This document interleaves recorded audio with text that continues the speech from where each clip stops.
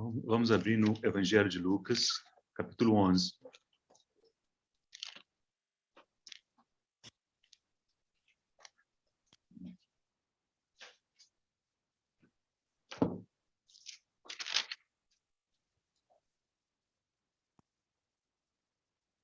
Evangelho de Lucas, capítulo 11. A partir do versículo 53, saindo Jesus dali, passaram os escribas e fariseus a arguí-lo com veemência, procurando confundi-lo a respeito de muitos assuntos, com o intuito de tirar das suas próprias palavras motivos para o acusar.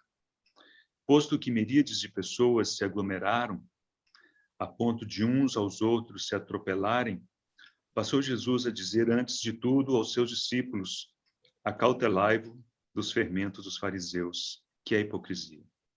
Nada há encoberto que não venha a ser revelado, e oculto que não venha a ser conhecido.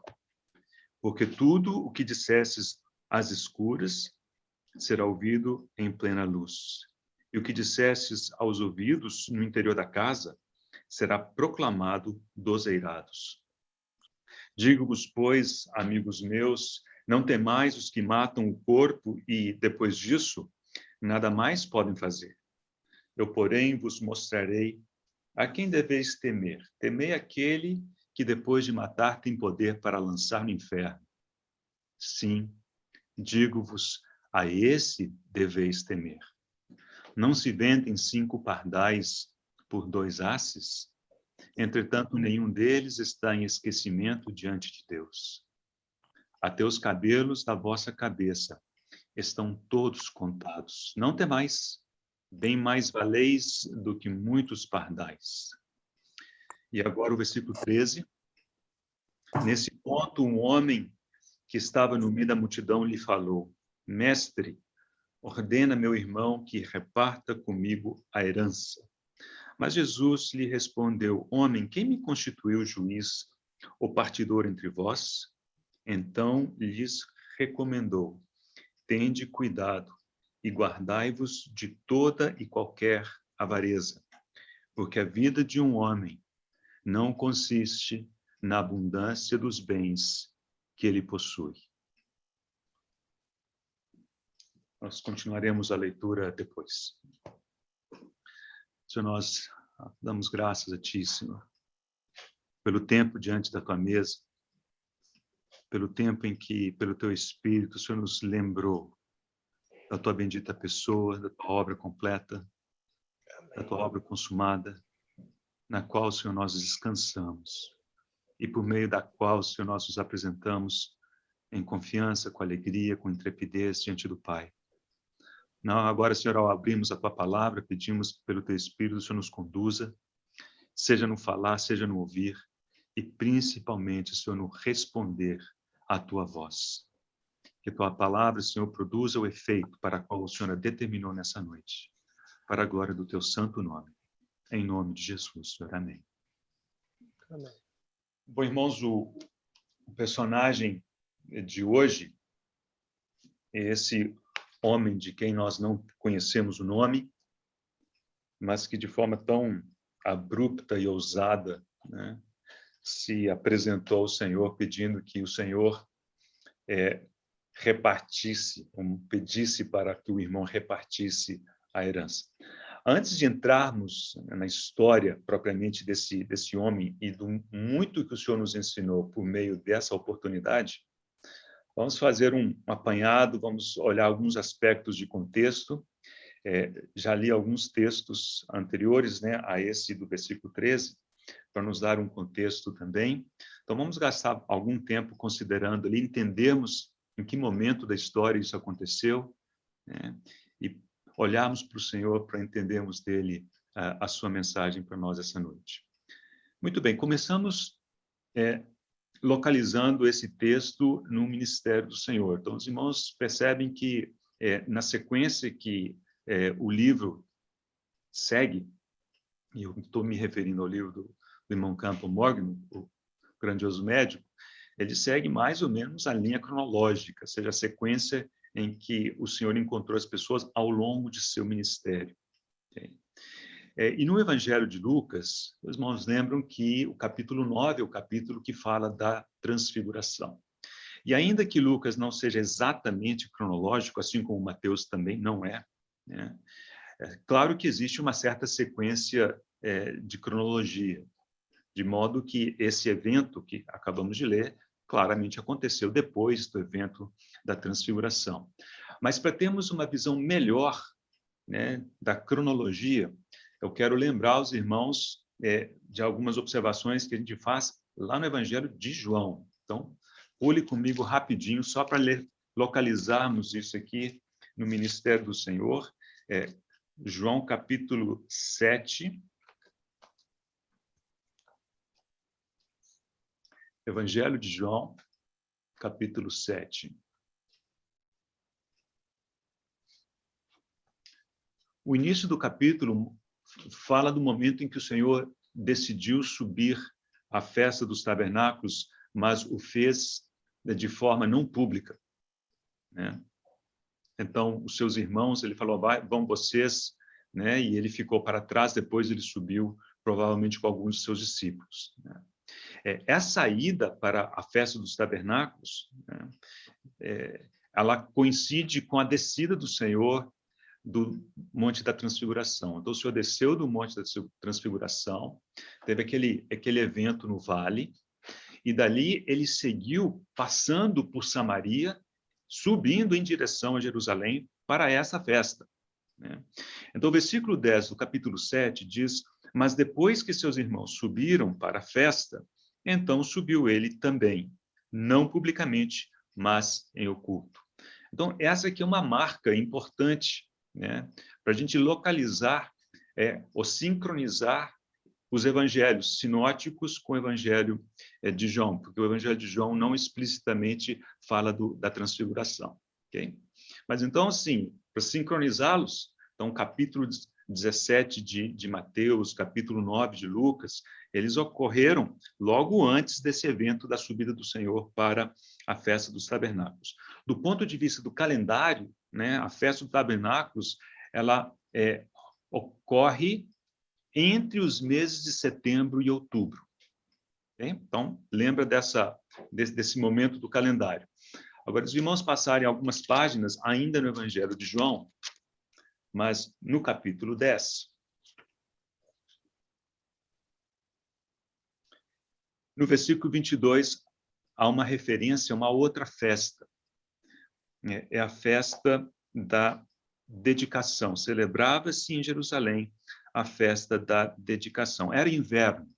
Muito bem, a festa da dedicação ocorria no nosso mês de dezembro, né? Então, nosso mês de dezembro, para nós aqui no hemisfério sul, é verão, mas para o hemisfério norte é inverno. E ocorre em dezembro. Então, dentre uma festa, capítulo 7 de João, a essa festa, capítulo 10 de João, são 2 meses e meio aproximadamente. Logo depois dessa festa, o Senhor sai da Judéia e vai para Pérea. Então, essa é a janela de 2 meses e meio, né? Os irmãos que estudam a vida do Senhor chamam do ministério posterior na Judéia. Ministério posterior da Judéia, por quê? Porque o primeiro ministério da Judéia foi o início do Evangelho de João, né? E o início do ministério de João está relatado apenas em João, não tem seus paralelos nos evangelhos sinóticos. E essa janela de 2 meses e meio, né, nós não temos ela detalhada, por exemplo, no Evangelho de João. Então, tem uma festa no capítulo 7, outra festa aqui no capítulo 10, e boa parte dos eventos que estão relatados entre o capítulo 7 e o capítulo 10, como vimos, praticamente um período muito curto. Quem dos evangelhos fornece detalhes sobre o que aconteceu nesse período de 2 meses e meio? É precisamente o Evangelho de Lucas, né? Lucas, capítulo 11, Lucas, capítulo 12 e parte do capítulo 13. E algumas pessoas incluem o capítulo 10 também. Mas o capítulo 10 parece muito um capítulo de transição. Enquanto o Senhor saiu, né, lá do Hermon, do Monte da Transfiguração, até chegar em Jerusalém, esses relatos estão no capítulo 10. Então, é um capítulo de transição, ainda que do ponto de vista de calendário, esteja muito próximo, né? Muito próximo aos eventos, né, desse ministério posterior na Judéia. Muito bem, então, os irmãos lembram que estamos há pouco mais de 3 meses e meio da crucificação do Senhor. O Senhor foi crucificado na Páscoa, que é o mês de abril, né?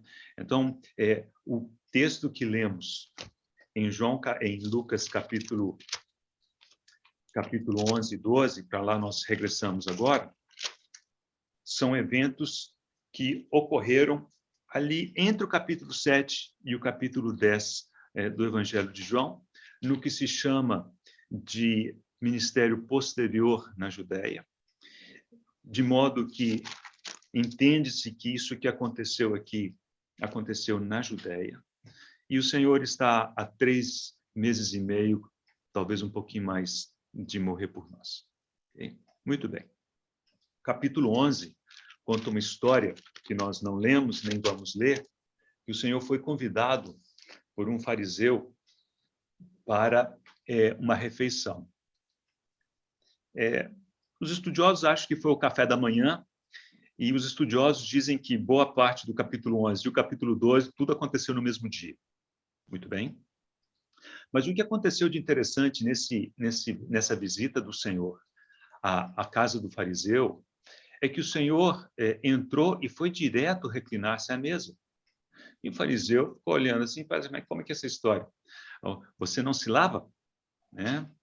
E aí o Senhor fez aquelas observações, né, de que o interior, né, lavar o exterior não resolve o problema interior. Né? E ele proferiu 3 ais para os fariseus. E, essencialmente, os ais têm a ver com essa preocupação com aquilo que é externo e não aquilo que é interno. Ou seja, né, hipocrisia. Aí um escriba falou, Senhor, falando assim também nos ofendes a nós. O Senhor proferiu mais 3 ais, agora para os escribas, né? E também fez críticas a eles. Não eram exatamente de hipocrisia, mas também passa perto. E é por isso que lemos aqui no capítulo 11, versículo 53, o Senhor saindo dali, saindo daquele contexto, os escribas e fariseus passaram a arguir o Senhor de forma muito severa, muito forte. Eu trouxe uma outra tradução desse versículo, que é a tradução corrigida,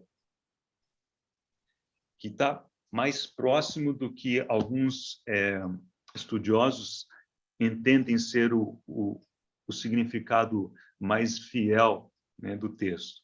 Tá? Esses 2 versículos, 53 e 54, na revista corrigida, estão assim, olha.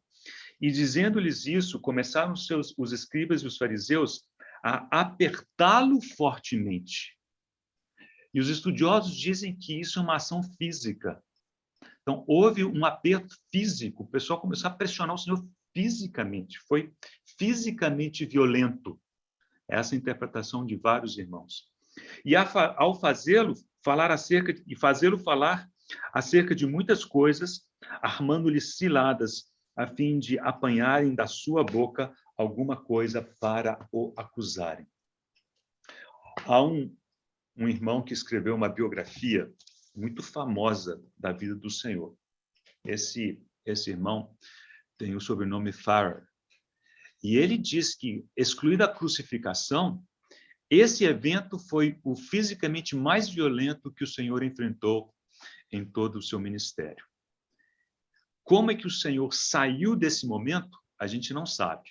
Mas o capítulo 12 já mostra o Senhor, né, livre, mas ainda possivelmente na presença dessas pessoas, porque havia muitas, aqui diz miríades de pessoas, uma multidão, né, esperando, aglomerando para ouvir.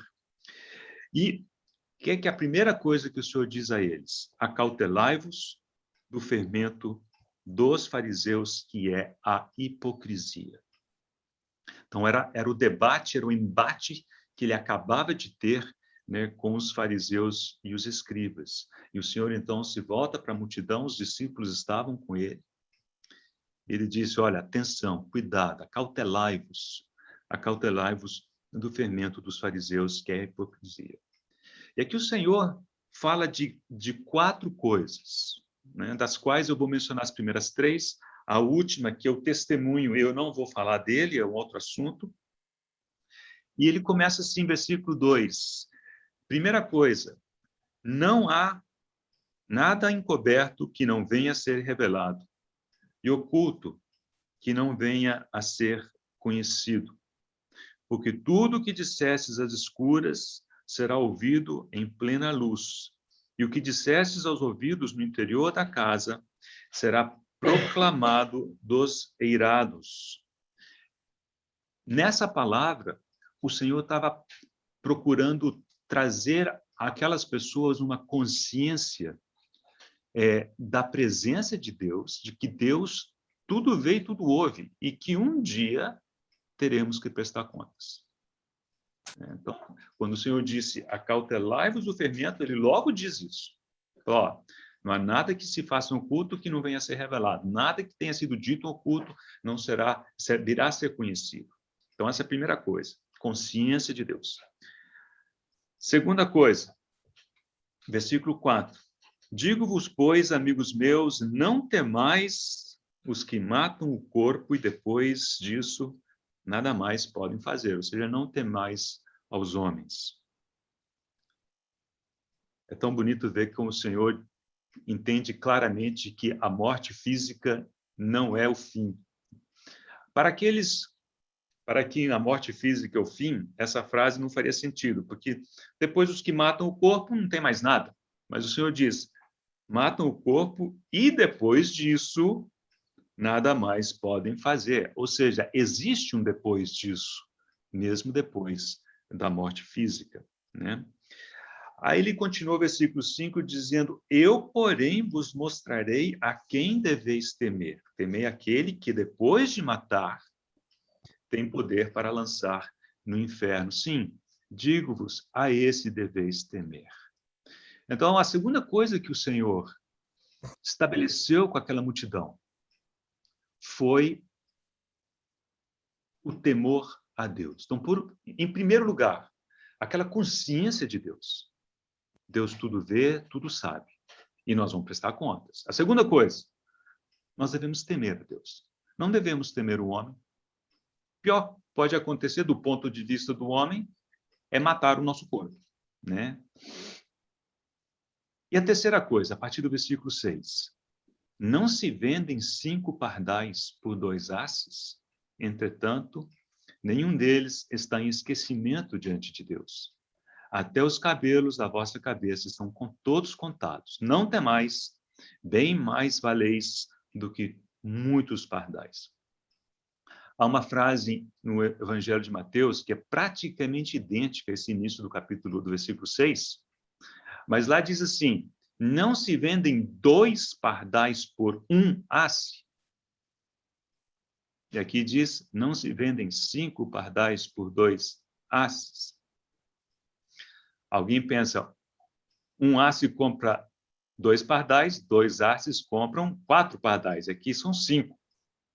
Dizem que quando alguém ia comprar 2 pares de pardais, ganhava um quinto grátis.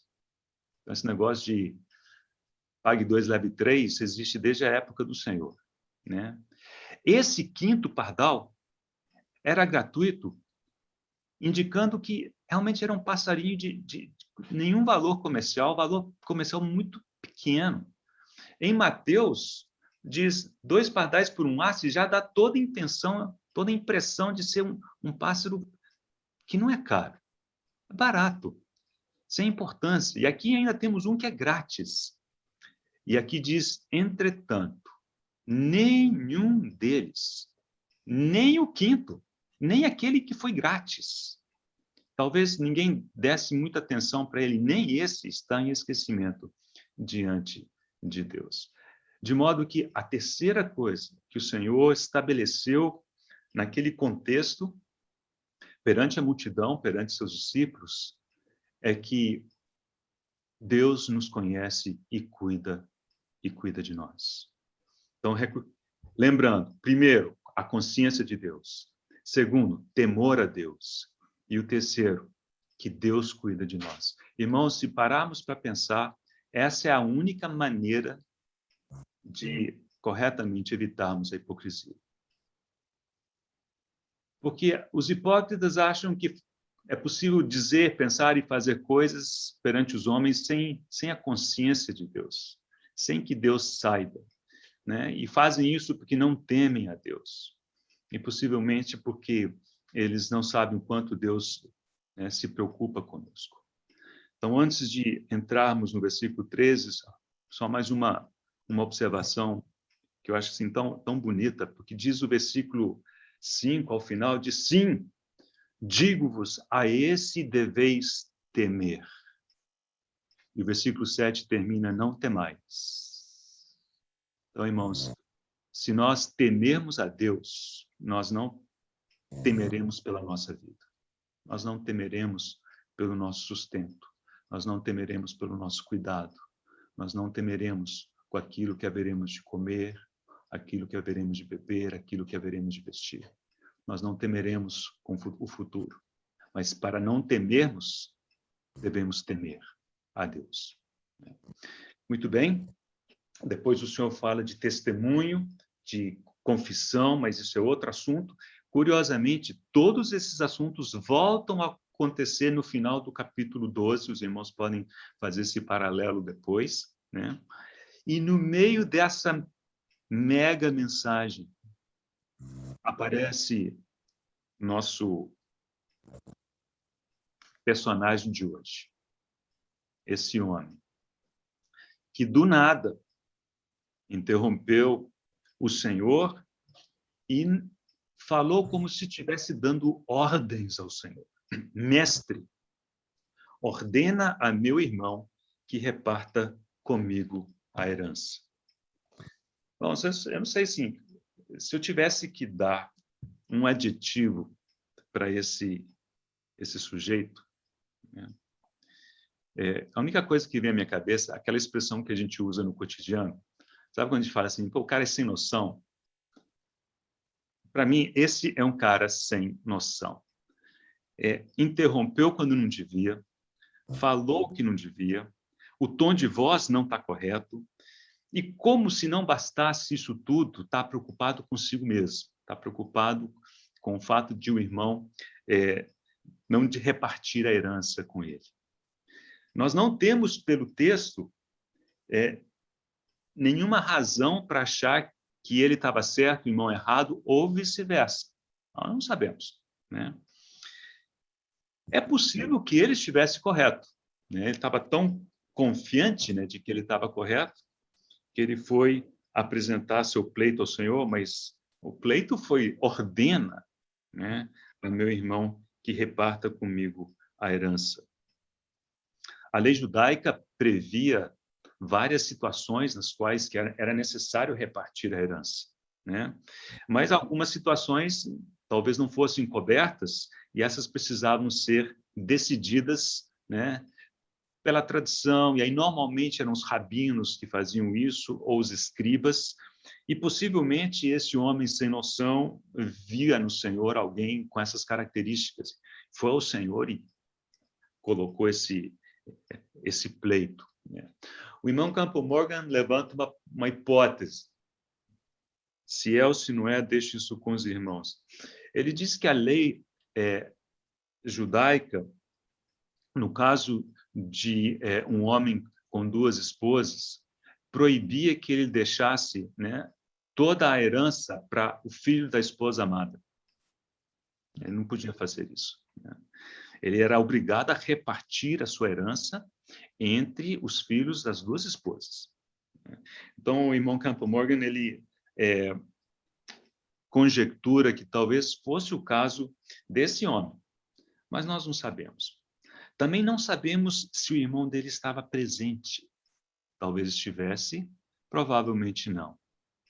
Mas o fato é que ele foi ao Senhor e colocou o seu pleito totalmente egocêntrico, né? Estava preocupado com a herança e o irmão retendo algo que ele queria ter. Em última análise, a postura dele não era diferente da postura do seu irmão. Os dois queriam possuir algo, né? E ele estava frustrado porque quem possuía era o irmão, né? Mas, enfim, o Senhor responde a ele, no versículo 14, e responde também de forma bastante contundente, bastante firme. E ele diz: homem, quem me constituiu juiz ou partidor entre vós?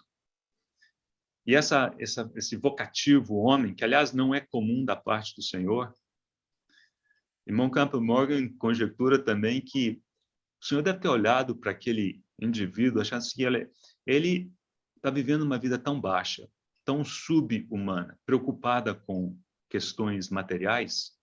É como se ele chamasse a atenção, falasse: olha, você é um homem, né? Você é um homem. Deus criou o homem à sua imagem e semelhança, né? E aí ele diz: quem me constituiu juiz ou partidor entre vós? De fato, o Senhor não era juiz nem partidor. Vou ler uma paráfrase a essa resposta. Eu acho que ela ajuda a compreender. Se eu achar a paráfrase, vai ser joia, né? Achei. Aqui. É do irmão Campbell. Ele diz: por que supõe que me ocuparia com trivialidades? Meu propósito é lidar com a vida. E os homens nunca entram na vida por meio de coisas. Então, essa é a paráfrase de Campbell Morgan para essa resposta do Senhor. Versículo 15. Agora o Senhor, com aquele espírito sensível, o discernimento que ele tem, ele entendeu onde que estava o problema e disse: tende cuidado e guardai-vos de toda e qualquer avareza. Observe que a resposta do Senhor foi no plural. Não foi só para esse homem sem noção. Foi para esse homem, possivelmente para o irmão dele, se estivesse presente, para a multidão e para os discípulos. Então, esse é um princípio e uma palavra de advertência do Senhor que ela é geral. Tende cuidado e guardai-vos de toda e qualquer avareza. Porque a vida de um homem, e aqui não existe no grego, não existe a palavra homem, anthropos, como é no caso, né, do versículo 14. Aqui a palavra assim, é a vida de alguém. A vida na sua condição talvez mais geral, não consiste na abundância dos bens que possui. Vamos mencionar um ponto com respeito a essa palavra vida.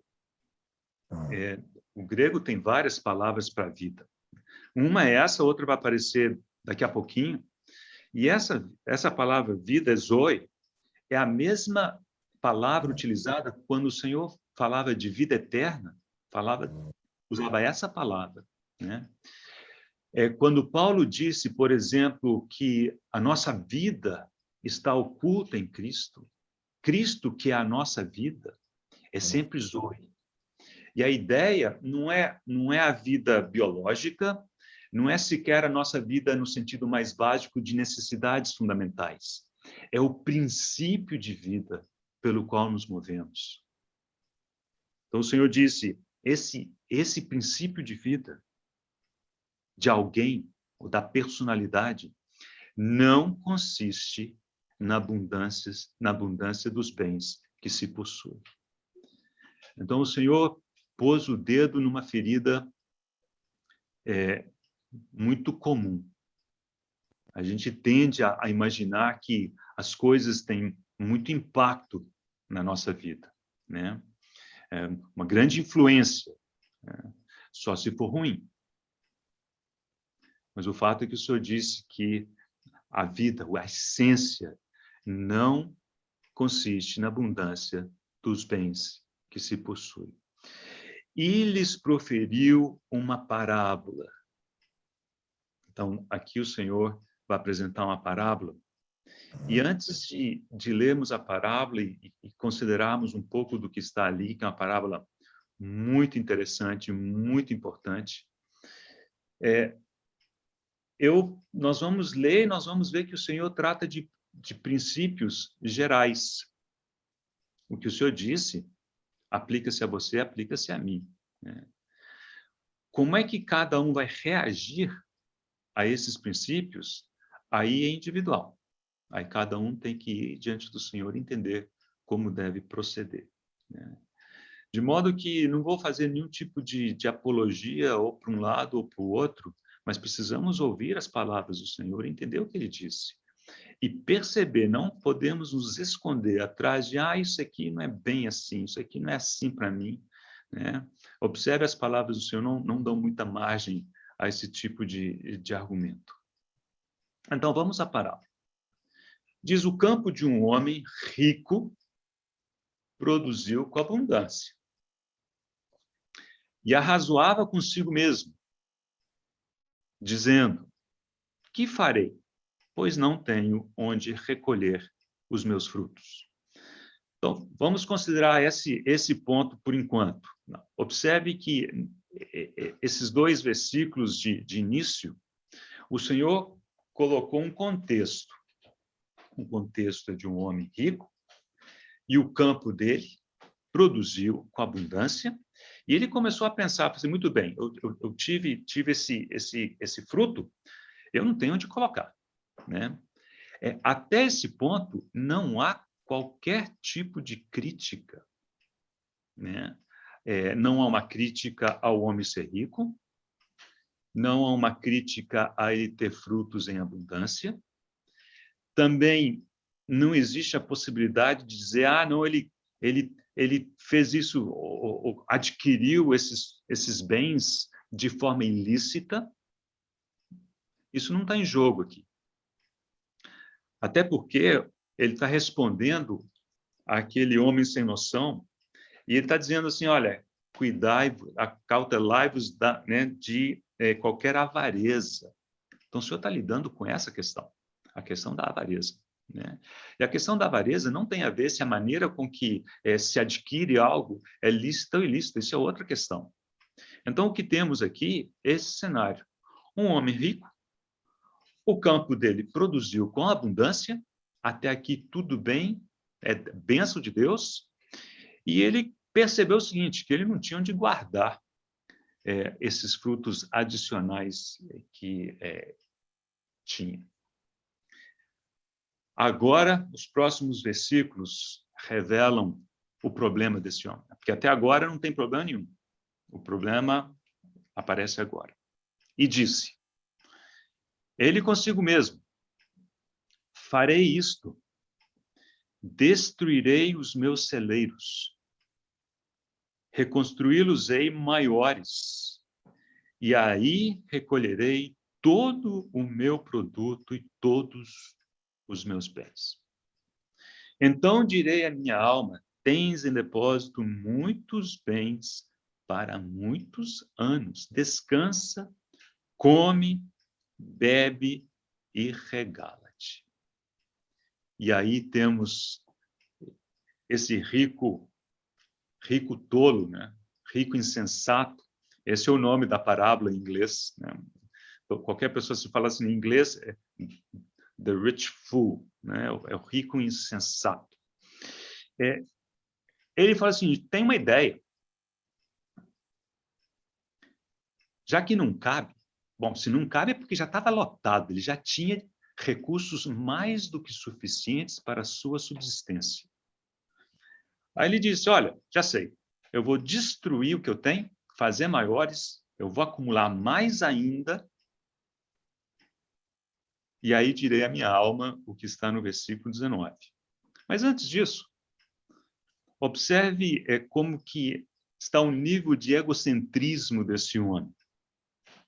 Ele diz assim, no versículo 17, ele fez referência aos meus frutos. né?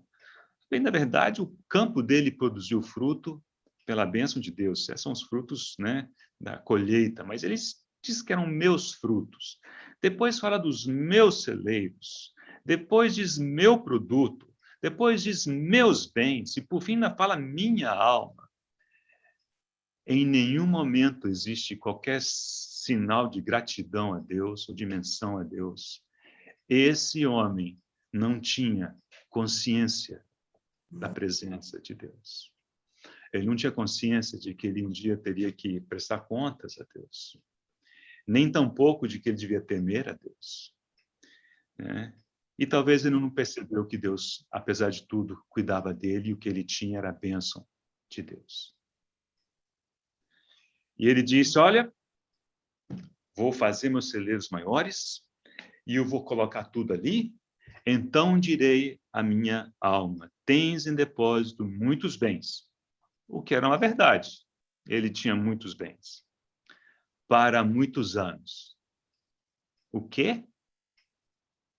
Muitos anos? Muitos anos como assim? Como disse o irmão Joseph Parker, a gente pode acumular bens, mas a gente não pode acumular tempo. Você pode acumular uma fortuna, né? E a tua vida ser chamada esta noite. O tempo não nos pertence. O tempo não pertencia a essa pessoa, assim como não pertence a você, como não pertence a mim. E ele disse à alma, tens em depósito muitos bens para muitos anos, como se a alma dele precisasse disso. A vida não consiste de bens. A alma dele não ia aproveitar esses bens. A alma dele precisava de outras coisas, né? E ele ainda achava que tinha muito tempo pela frente. E como é que ele gastaria esse tempo? Distribuindo seus bens? Fazendo filantropia, alguma coisa proveitosa com ela? Não. Descansando, comendo, bebendo e folgando. Louco. Louco. É assim que Deus chamou essa pessoa. E atenção, nosso Novo Testamento é cheio de expressões mas Deus, né? Aqui tem um mas Deus. Mas Deus lhe disse, louco, esta noite, você acha que você tem muitos anos pela frente, esta noite te pedirão a tua alma. Dizem os entendidos do grego que esse verbo não está no futuro, está no presente. Esta noite te pedem a tua alma. A tua alma é solicitada, o que dá muito mais força e muito mais crise à palavra. E o que tens preparado? Para quem será? Irmãos, não é uma pergunta lógica simples, né?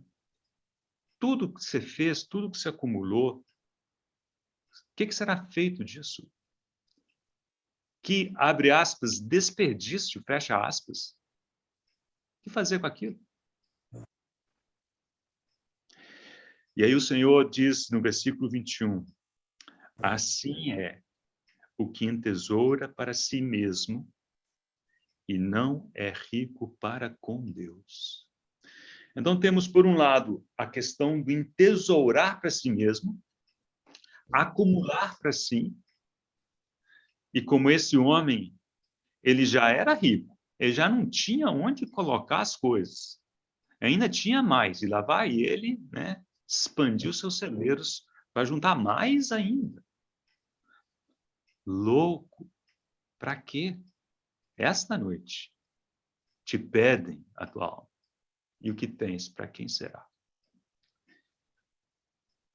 E a última frase do Senhor no versículo 21 diz que não é só não acumular para nós mesmos, mas tem outro aspecto, nós precisamos ser ricos para com Deus.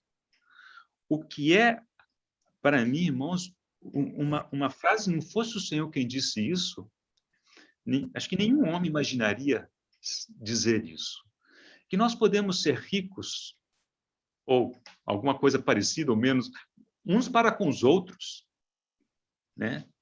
Para um de nós sermos ricos para um mendigo da rua que pede esmola, não é tão difícil assim.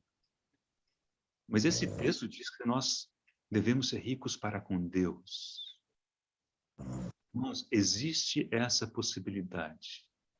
Existe tal coisa como ser rico para com Deus. Quantas vezes você parou para pensar nisso?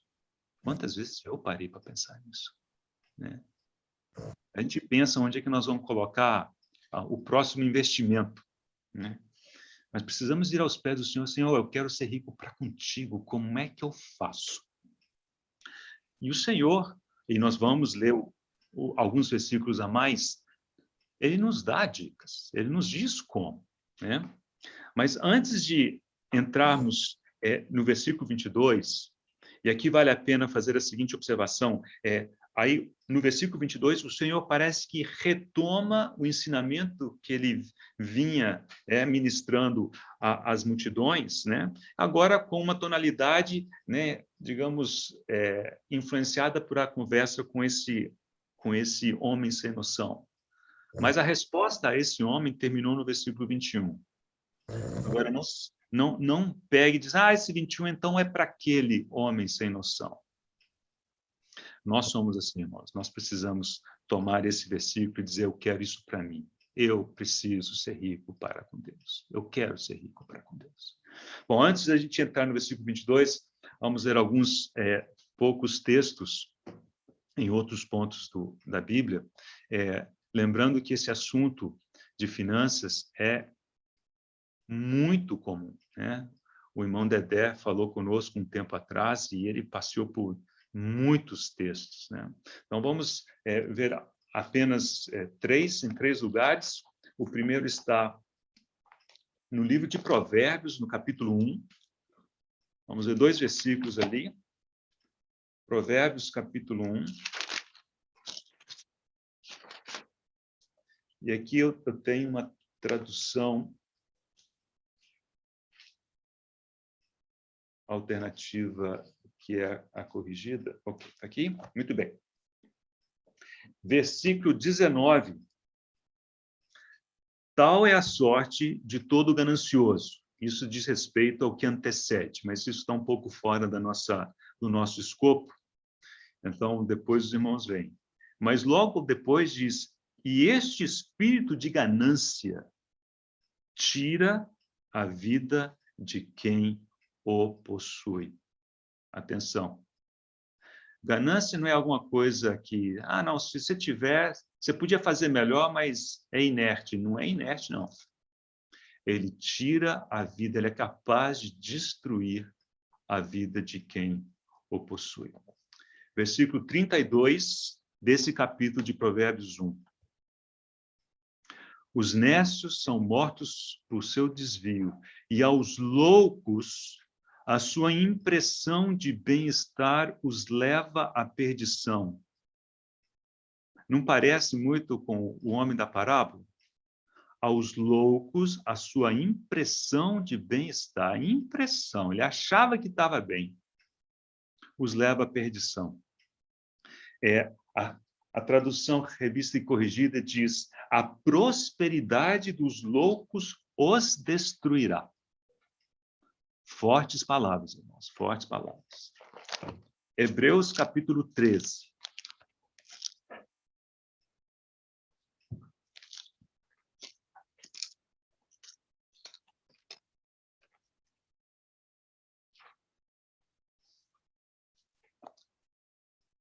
Versículo 5.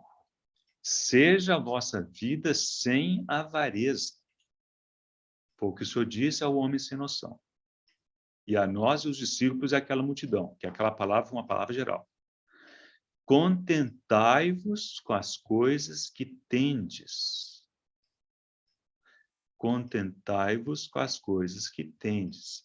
Aquele homem da parábola já tinha celeiros suficientes, mas não estava satisfeito. Descontentamento, não tinha uma palavra de gratidão a Deus. contentai-vos com as coisas que tendes, porque ele tem dito, de maneira alguma te deixarei, nunca jamais te abandonarei. Assim afirmemos confiadamente, o Senhor é o meu auxílio, não temerei. Que me poderá fazer o homem? Não temais aqueles que matam o corpo e depois disso nada mais podem fazer. Percebe? Essas coisas aparecem juntas, irmãos, porque é um pensamento, nós temos que pedir ao Senhor, pelo seu Espírito, formar em nós essa consciência de que Ele cuida de nós. De que não há nada que esse mundo e os homens possam fazer contra nós. Que não seja permitido pelo Senhor. E, por fim, antes de voltarmos ao Evangelho de Lucas, 1 Timóteo, capítulo 6, versículo 6.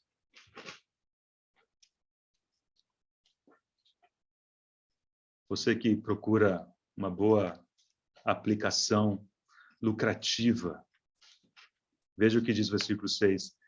De fato, grande fonte de lucro é a piedade com contentamento. E esse lucro, irmãos, pode ser financeiro. Não estou dizendo que não é, não. Mas o que esse texto diz que assim, se você for piedoso e grato pelo que você tem, automaticamente as coisas ocorrem de forma diferente. E você verá, né, que é uma grande fonte de lucro. Né? Mas, obviamente, o maior lucro que nos interessa é sermos ricos para com Deus. Isso ainda está por vir. Versículo 7. Porque nada temos trazido para o mundo, nem coisa alguma podemos levar dele. Louco, esta noite te pede tua alma e o que tens acumulado para quem será? Você não pode levar isso consigo. Tendo sustento e com que vos vestir, estejamos contentes. Ora, os que querem ficar ricos caem em tentação e cilada em muitas concupiscências insensatas e perniciosas, as quais afogam os homens na ruína e perdição. Porque o amor do dinheiro é a raiz de todos os males. E alguns nessa cobiça se desviaram da fé e assim mesmos se atormentaram com muitas dores. Assim mesmo se atormentaram com muitas dores. Voltamos a Lucas, capítulo 11.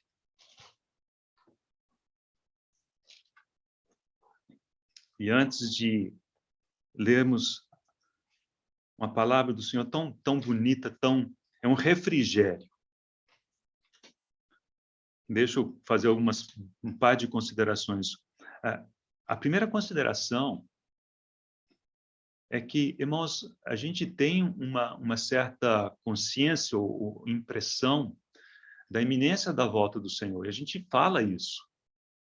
É como se, por um lado, disséssemos, olha, os nossos dias são breves, nós não temos, né, muitos anos pela frente.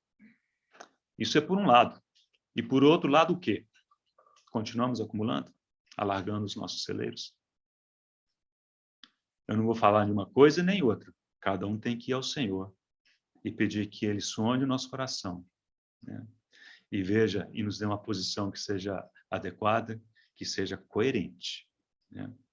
Muito bem, como é que nós nos sentimos, né, diante de todas essas coisas?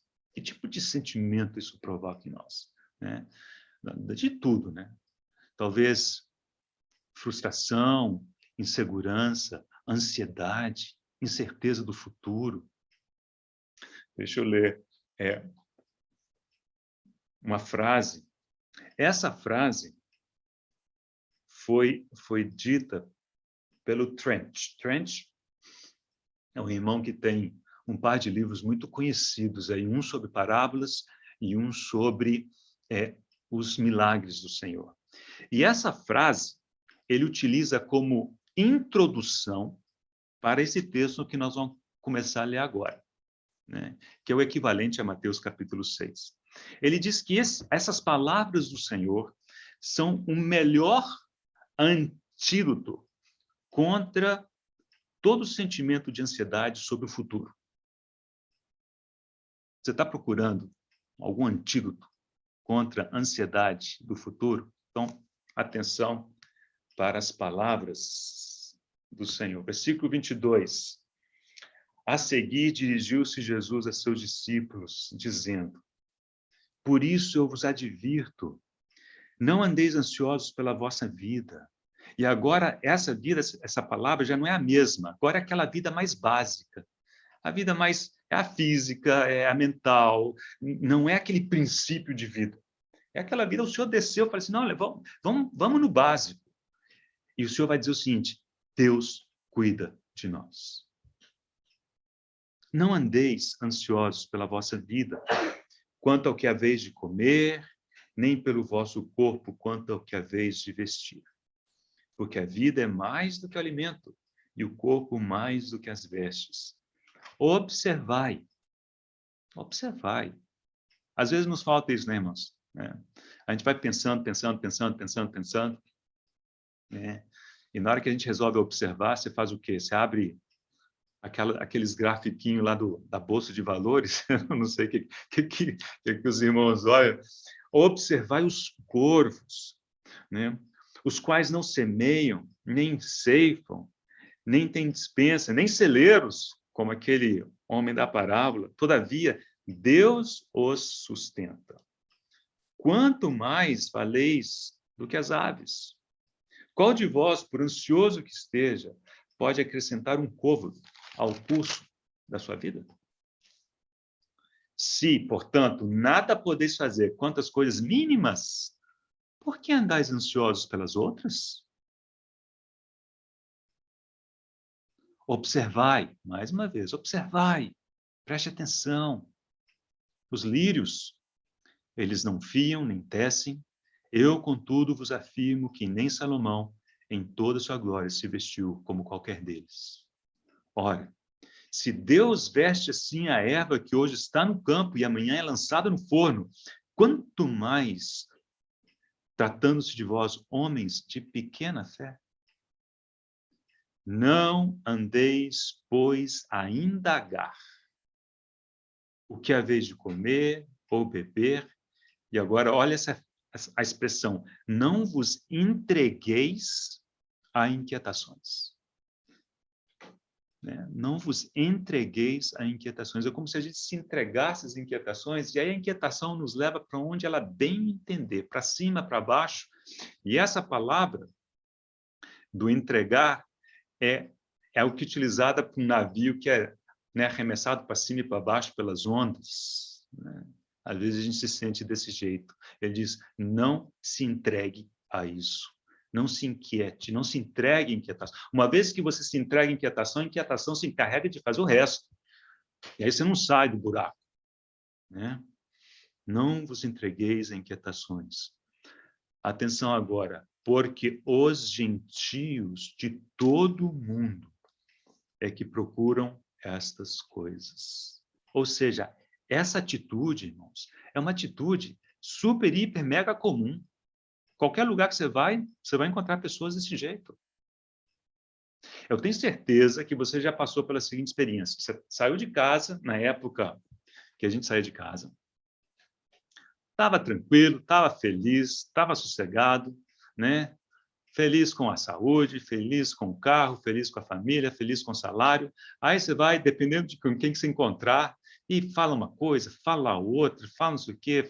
Aí você começa a achar que sua vida já não está boa, né? O salário já não está bom. E isso começa a ficar ansioso. Por quê? Você caiu na conversa deste mundo. Você caiu na conversa, né, dos gentios desse mundo. E o Senhor já nos advertiu. Porque os gentios de todo mundo é que procuram essas coisas. Então, eles vão procurar mesmo. A pergunta é o seguinte, eles procuram, você vai procurar também?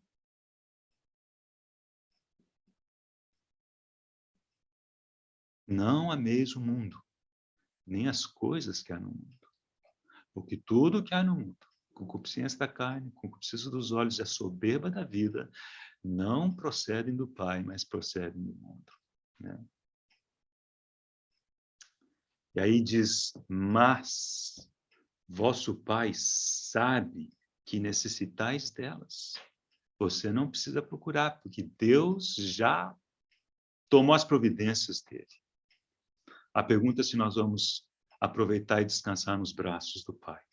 Para nós é difícil. Um dia a gente até consegue um dia, mas sai e conversa com algum gentio do mundo, liga a televisão, ouve alguma coisa, e aí pronto. A inquietação surgiu, entregamos-nos à inquietação, e dali para frente é morro abaixo.